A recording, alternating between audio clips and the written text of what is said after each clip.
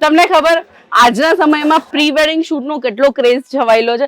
હવે લોકો રેન્ટ ઉપર ખબર ગાઉન ને એવું બધું લે છે. જો તમારે રેન્ટલ બિઝનેસ કરવો ને તમારી માટે એક બેસ્ટ પ્લેસ છે અજમેરા ફેશન.